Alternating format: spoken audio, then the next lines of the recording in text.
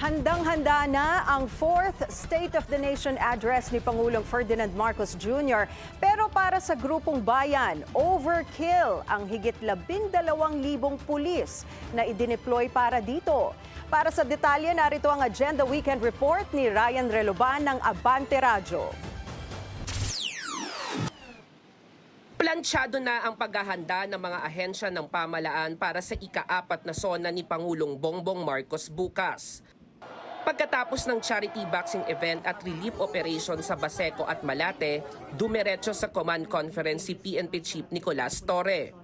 Ayon kay Torre, mahigpit na seguridad ang paiiralin at mahigit 12,000 na pulis ang ipapakalat sa paligid ng batasang pambansa. Wala rin anyang namomonitor na banta sa seguridad pero may naka-standby na force sakaling kailanganin.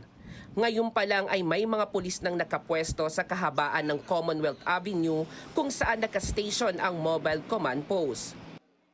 May 3 grupo rin na nabigyan ng permiso para magprotesta.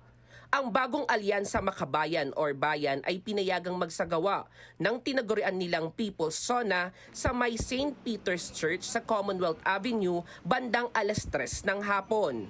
Highlight nito ang pagsira sa effigy na tinawag nilang Bongbong Mambubudol. Ang ating effigy, mayroong isang kamay dyan na may hawak na budol hat, magic hat. Sa protest bukas, itataas yan, ang lalabas panay pula, bubbles. Yan po ang Bongbong Mambubudol. Yung isang kamay naman niya, kamay na bakal.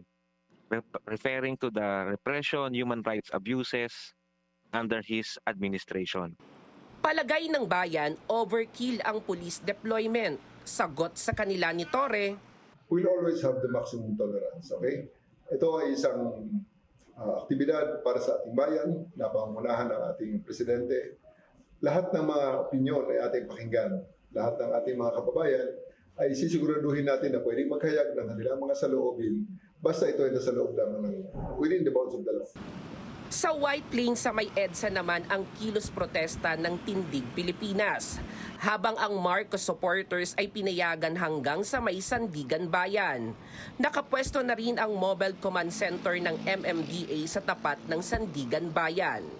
Para sa Agenda Weekend, Ryan Reloban, Abante Radyo.